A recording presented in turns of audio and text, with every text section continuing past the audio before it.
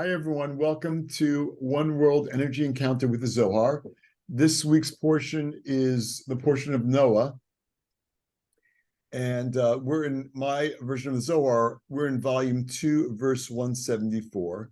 Let's invite in the Kabbalistic lineage to assist us in unpacking the internal energy of these verses, inviting in the Rav and Karen and Michael, Rabbi Schlag, Rabbi Brandwein, the Ariya Kodesh, the Ramchal,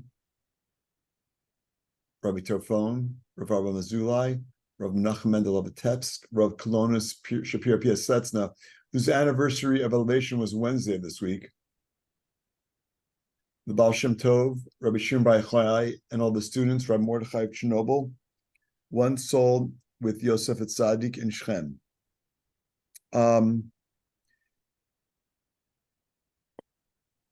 Just want to check to see if there were any anniversaries of elevation today. No, today's the 5th of Cheshvan of the month of Scorpio. As we connect to these verses, we have no small task. We have a very large task. There's tremendous negativity in the world.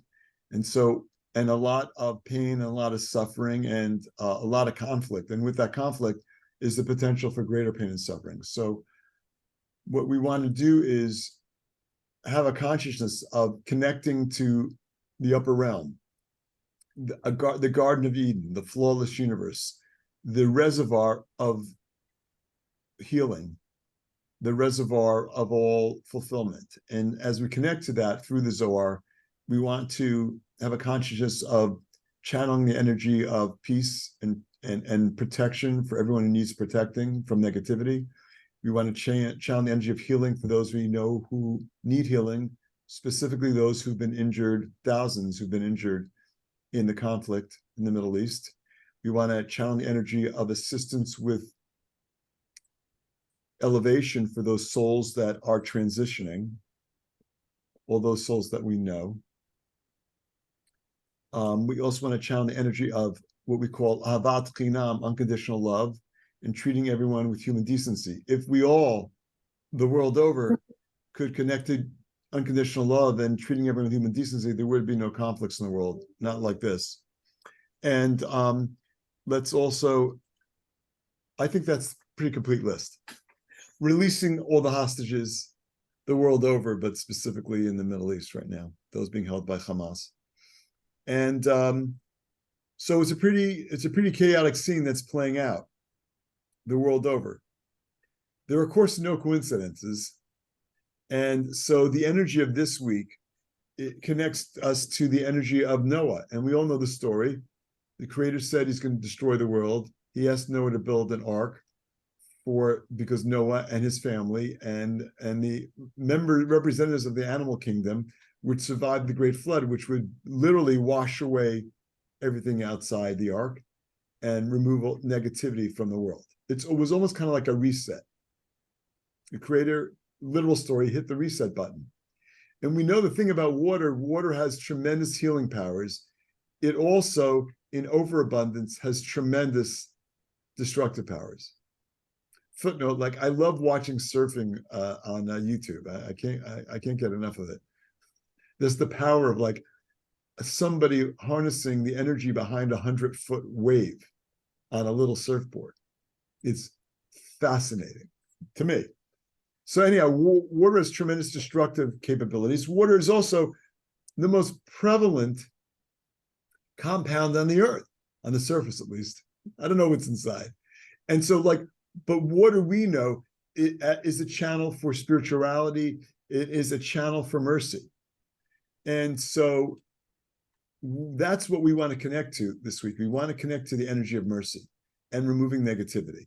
You know, central in our practice is this idea of mikvah, which the Ari, Rabbi Isaac Luria, the greatest Kabbalist of the last 500 years, I mean, taught a lot about the power of the mikvah and its precise dimensions and how it had to be built.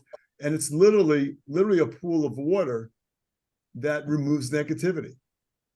People go to it at various times during the week, at various times during the year, to remove their negativity. It's not a bath that cleans us physically. Matter of fact, the preference is you shower first, so you clean when you go in. It's a bath that cleans you energetically, that removes negativity and removes blockages, to give us an extra opportunity to show up as the best version of ourselves, without those blockages, without that negativity. You can do it it's even better if you do it in a natural body of water, a lake, an ocean, a stream, or a pool designed for that purpose. So those are the positive aspects of water, but water is also, we've seen videos, of course, of what the destructive power of water, the destructive power of rain. I mean, it contains tremendous destructive powers. We want to connect to the positive side of water, the merciful side of water, and the cleansing side of water to help remove negativity from the world. Which brings us to verse 174. V'amar Rabbi Yehuda, b'ha'u zimna avidu, inun chayavin me'alma, kutsha b'yachu istakal al alma, v'lachama man de'agen alei, v'itema hai Noach, dehava le la'agana al darei, ul'afaka mine toladin la'alma, haruditiv ki otcha ra'iti, tzadik lefanai bedor hazeh daika. Ron? Rabbi Yehuda continued, at the time that the wicked are destroyed from the world, the Holy One, blessed be He, watches the world, but cannot find anyone to protect them. Okay, so here's the thing. When there's an overabundance of negativity,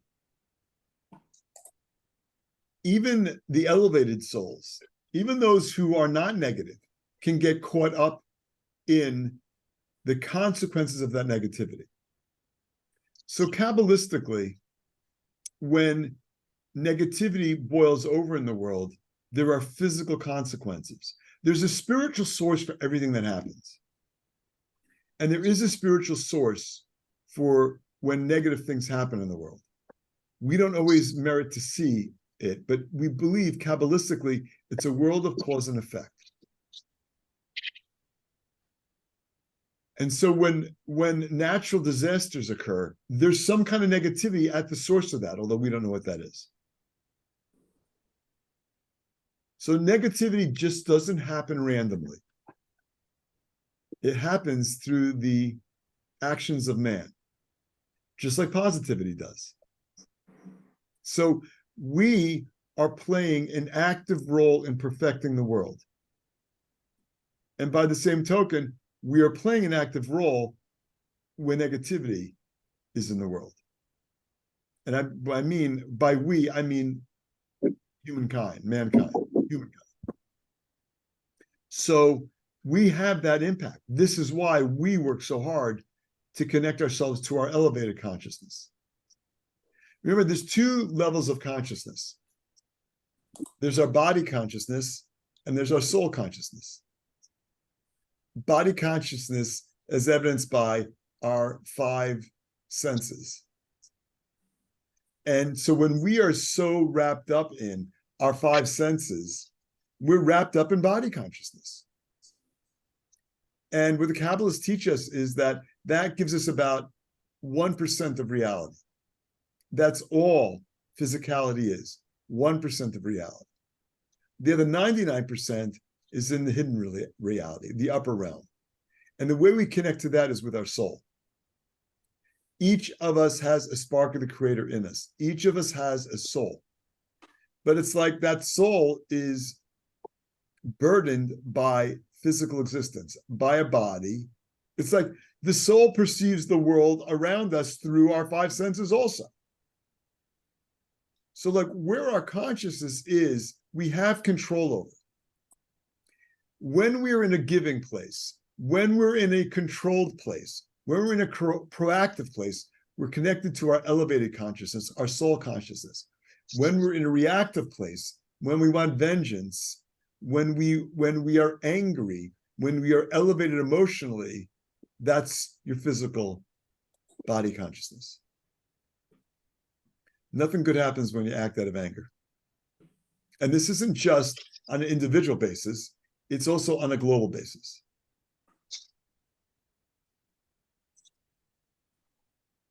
Probably has a lot to do with why right now in the conflict, there seems to be some restriction taking place.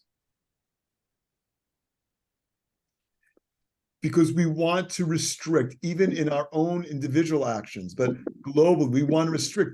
We want to be able to be proactive about it, not reactive. And as we know, just like the filament in a light bulb or the gas in a fluorescent bulb, when the electricity passes through, it releases light through restriction. We release light into our world by restricting, and then having the opportunity to connect to our soul consciousness. So part of what the benefit of what we're getting here is we want to be connected to our soul consciousness, because when we're connected body conscious, it's desire to receive for the self. I'm worried about me, and that's our definition of negativity. You know, there's a word in Hebrew and in the Bible for a negative person is referred to as a rasha. And what it is abbreviation for, what the Kabbalist teaches, ratzon shel atzmi, a desire for myself. Rashon shel atzmi. Rasha, the first letter of each of those words. So what is a negative person, a rasha? Someone who thinking about themselves, desire to receive for the self. Again, that's a conscious decision. That's consciousness. Am I going to just worry about myself, or am I going to use that desire for the world? And so again, you know, if you ever work for an organization and you're on the board, part of your role on the board of an organization, not for profit, is to not make decisions based on what works for you, but to make decisions, contribute to decision making that benefits the community that the not-for-profit is serving. That's the basis of a charity, is literally set up to serve the community. Otherwise, you don't get tax-exempt status. And if you're working for that charity, you can't use it for your own benefit. You'll actually lose your tax-exempt status. And if you're sitting on the board of a not-for-profit, I mean, it could be a school.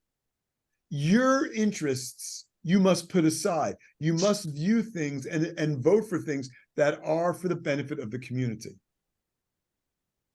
When you're thinking about the community, you're attaching yourself to your elevated consciousness, to your soul consciousness. When you think about how this is going to affect me, desire to receive of the self, negative, taking for me, not receiving to share.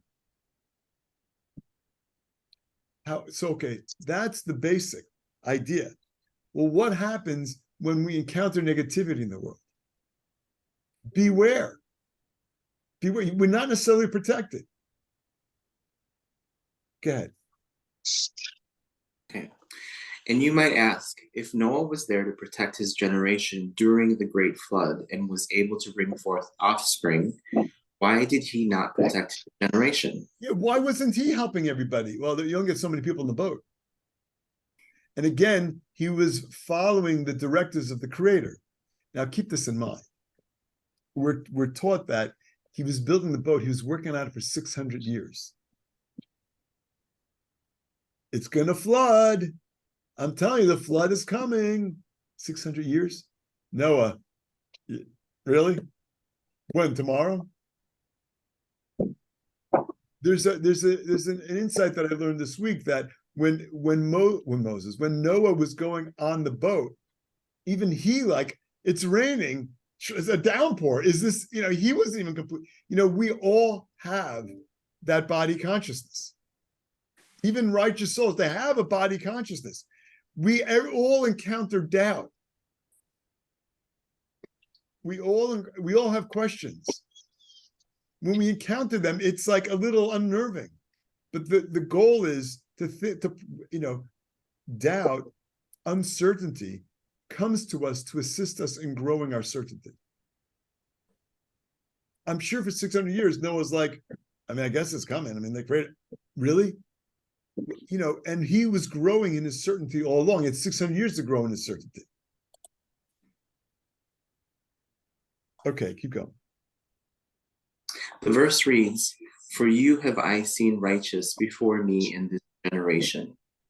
In this generation is a precise term from which we may learn that in another generation he would not have been considered righteous. And for this reason, his merit was not enough to protect the generation of the flood. Okay, so there is a debate about was Noah, and it says in the Torah, in the text of the Bible, that Noah was a righteous soul in his generation. Now, that could mean it's taken two ways. He was righteous, even though it was a very negative generation, or he was righteous relative to the negativity. But, you know, if he lived during Abraham's time, he wouldn't have been at the same level. We're not going to debate that. But what the Zohar is telling us, and what Rav Shlag is explaining to us, is that he didn't merit to save the generation because he didn't have, spiritually, he wasn't on that level. Not everybody's at that level. There's another article in here that talks about the uniqueness of Moses. Actually, it may follow this. Moses was at a different level. He was at the level to rescue the children of Israel from Egypt. Noah wasn't at that level. Now, arguably, Noah wasn't at that level because that's not what the way that the story was going to play out. He was at the level he needed to be to save humanity, that part of humanity and the animal kingdom that was destined to be saved. So this also goes to this idea of, like, you know, the boundaries that we have in our life. Like, what can I do and what can't I do? Who should I help and who shouldn't I help? Just because someone is asking for help does not necessarily mean we should be helping them. It's not an easy thing to figure out. We have to, and to a certain degree, we have to make sure that we're safe. That's the number one thing. Well, David, isn't that a desire to perceive the self? Not to the degree that it's the safety of ourselves and our family and whoever. We still have self-care. Is when we talk about desire to receive for the sake of sharing, this is not at the expense of self-care. We're never saying that. You know, it's like when you're on an airplane, they tell you the masks put your mask on before you assist the child or someone else putting their mask on. You don't put your own mask on, you're not in a position to help everybody else. We always need to make sure we're taking care of ourselves. It's part of what our responsibility is in this lifetime. Self-care. Once we're taking care of ourselves, now we can go ahead and help others. But again, not to our own expense. So that's a tough thing to think about. In this context, Noah had himself and his family on the boat. He wasn't rescuing the rest of mankind. That wasn't what he was directed to do. And he had clarity of purpose on that because he got the message from the Creator. So the more attuned we are to our soul, the clearer messages we'll receive about when we're supposed to give ourselves and when we're not supposed to.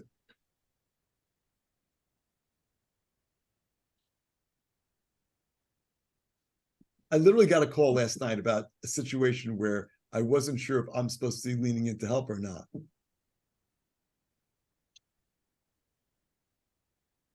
And I decided not, and there was a lot of good reasons, which I can't go into. But basically, I really felt it was going to expose me to too much negativity, literally. And we have to think about that. Yes, Ron.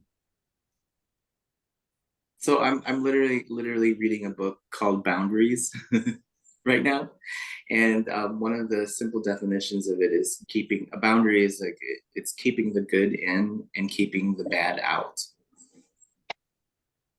Yeah, I think it's important.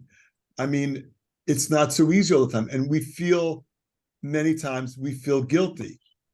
And so we want to lean in and help in a situation out of guilt, but that's not a good reason. A good reason is because there's a good reason, but guilt is something that the opponent does to us.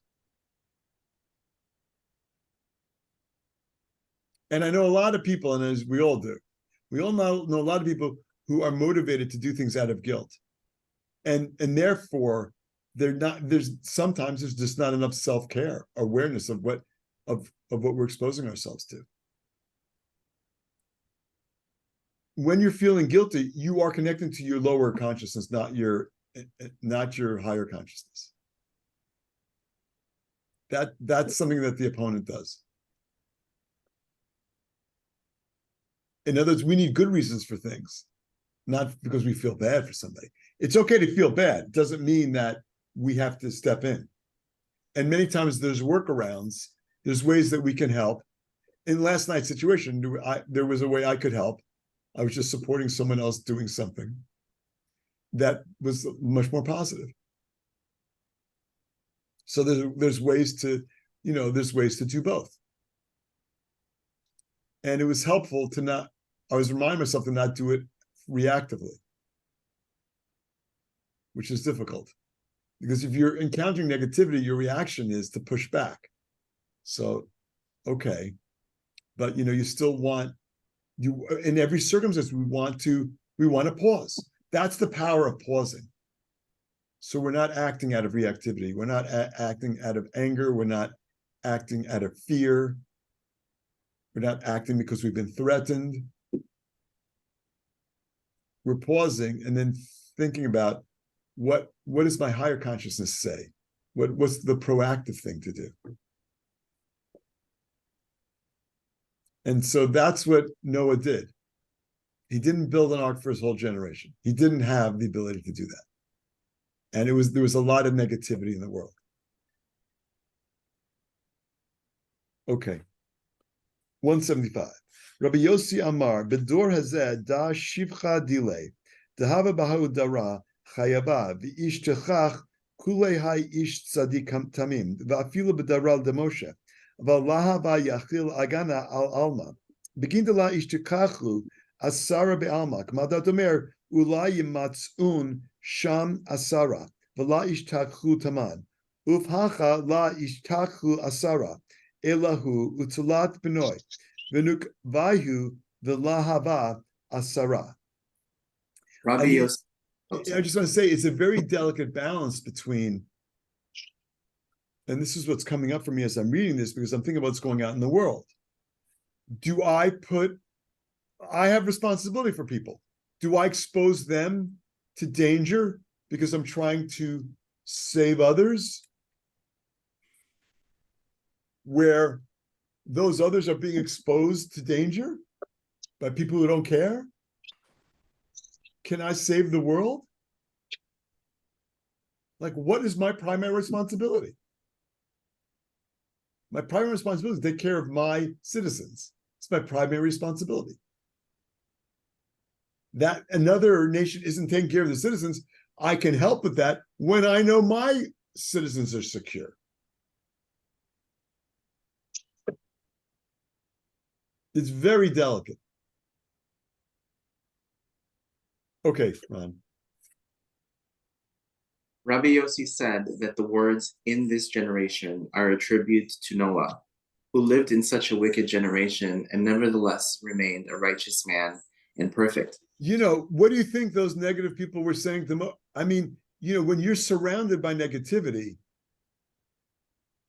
you're not going to get supported in your righteous acts. That's why it's so difficult.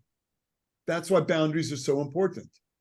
That's why thinking about what we think about is so important. Where our consciousness is so important, because we get bombarded constantly by negative energy. And we need boundaries around that, because it can destroy you, it can weigh you down, it can distract you. I mean, there's no question, we've all in the past couple of weeks, there have been times we've been exposed to that. I can't function. I can barely do any work. Well, that's not good. It's like, it's okay to feel someone's pain. It's important to feel someone's pain. It's important to help. But we can't let it get to the point where it's debilitating, where we can't function. Then we're not helping.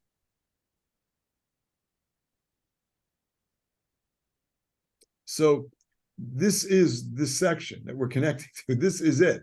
We're connecting to this energy of removal of negativity.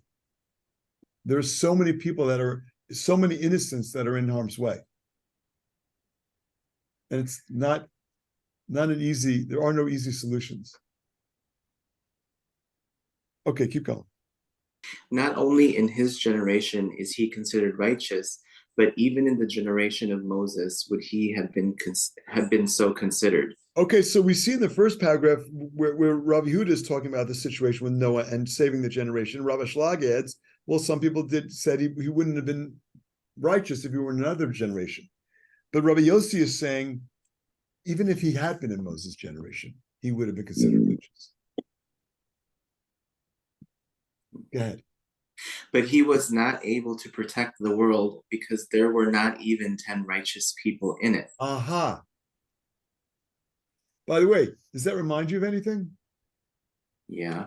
It's the destruction. They're going to go into it. We're going to go into it. It's destruction of Sodom and Gomorrah. Go ahead, keep going. This was the case as described in the destruction of Sodom. Perhaps 10 shall be found there. As not even 10 were found, Sodom was destroyed. Okay, so this is bringing up another story, another Bible story we may be familiar with, which also happens, I believe, in this week. No, actually, it's not. It's in a different portion, come to think of it. This week has the Tower of Babel, which was another negative situation. Anyhow,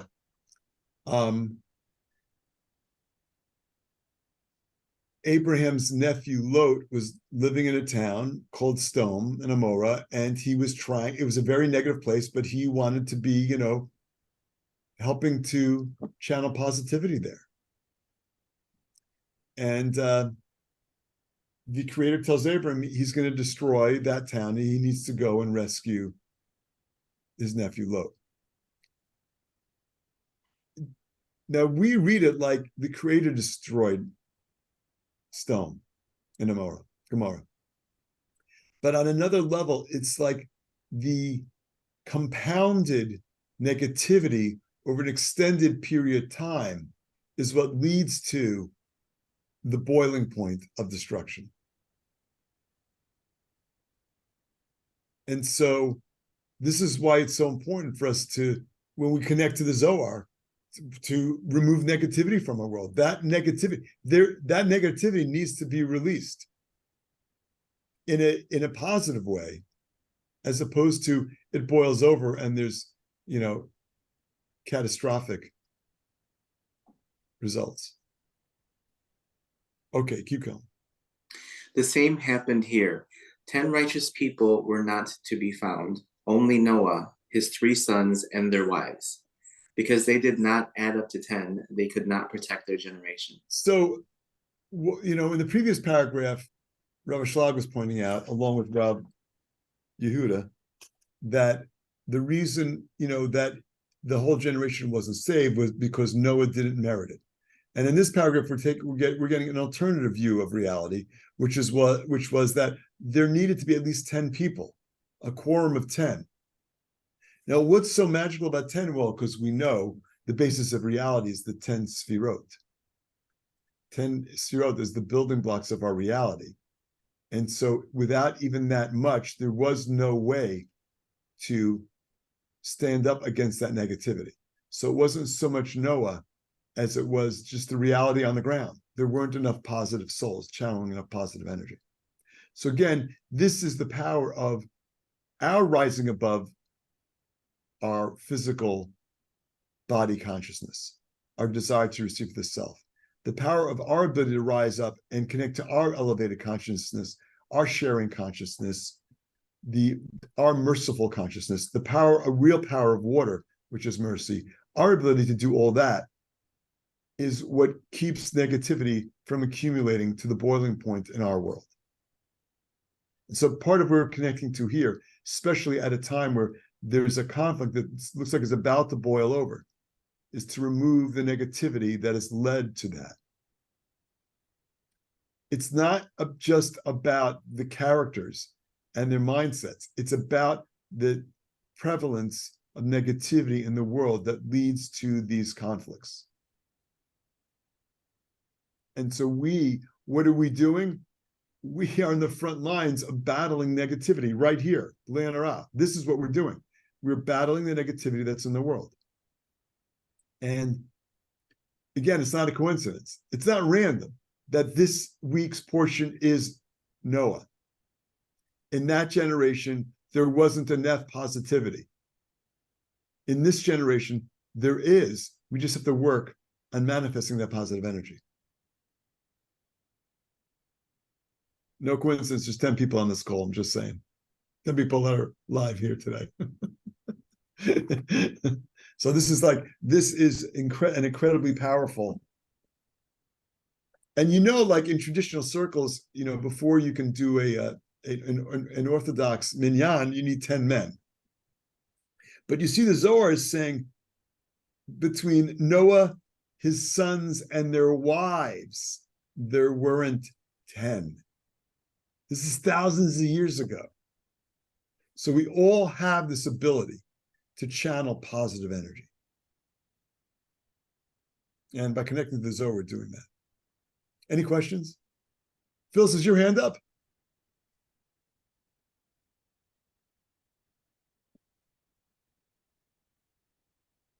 Can you unmute? Yeah, I just did. Okay. So I want to go back to your state. Well, you just said there's a lot of negativity here. And I think you mean like here in our own country. I mean all over the world. Okay, so here is the whole world. Yeah. But you also said a little bit while ago, you can only take care of your citizens.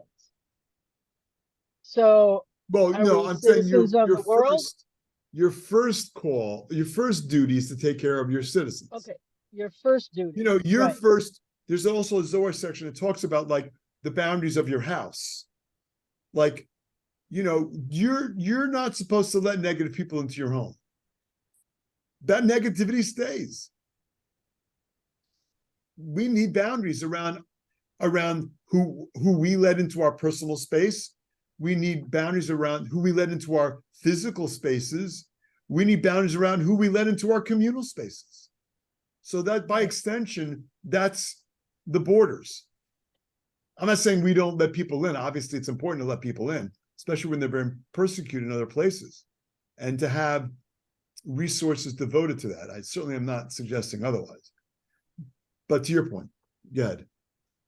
So my question, I think, I keep changing my question in my head, so it's an evolving question. So when we talk about we have a responsibility to work on changing, and we scan to turn darkness into light, right? Negativity into light. Do we first focus on, like, the war is in Israel, but we're very connected to that, and we're very much a part of the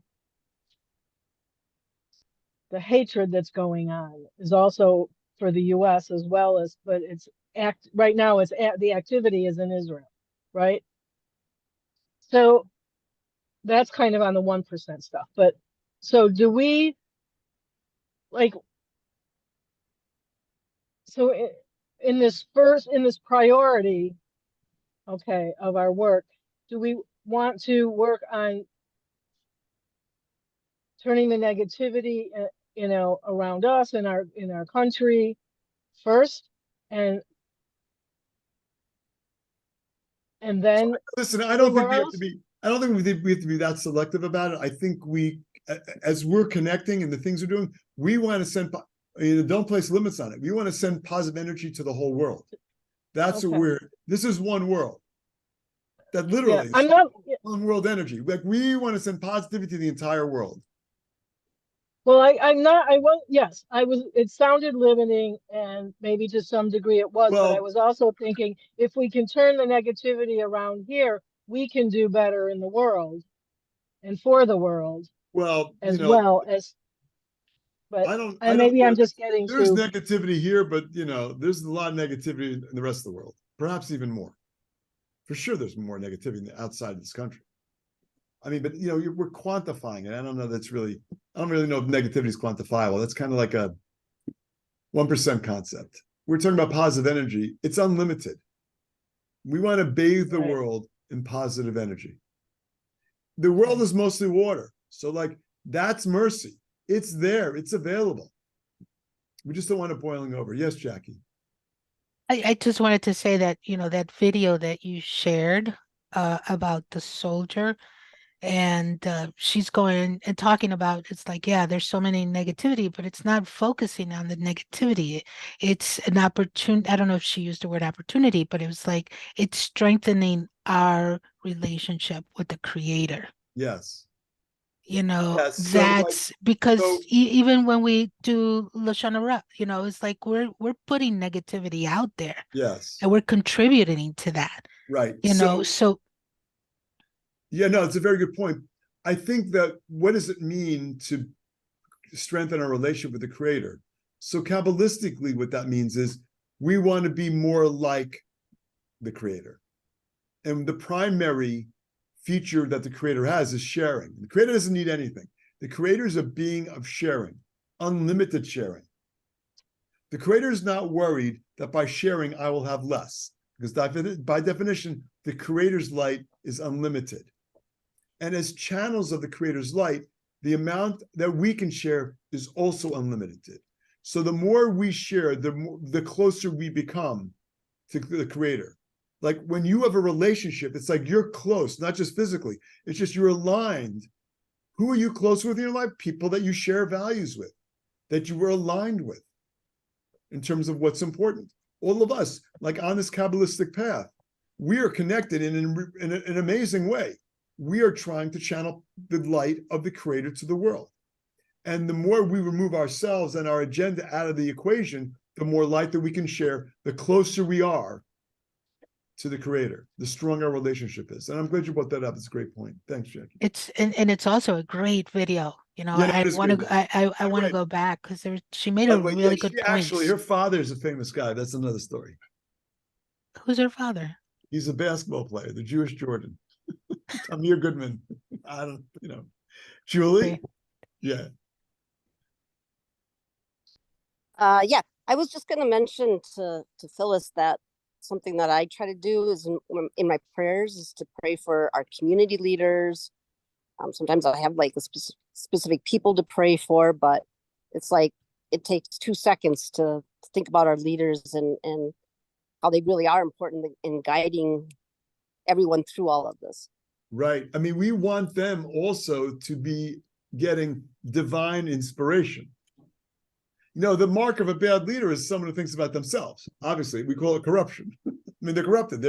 They've been charged with taking care of the people, but meanwhile they're lining their pockets. I mean, everyone listen, we all have that capacity.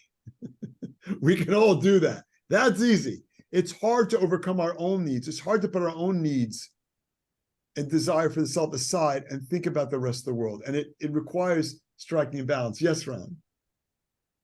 It just makes me think of that. Have you ever seen that meme where it says we blame society, but we are society, right? Like, and it makes me think of like, don't we place the leaders into leadership? Like, isn't it the people, the consciousness of the people that creates that leader? Absolutely.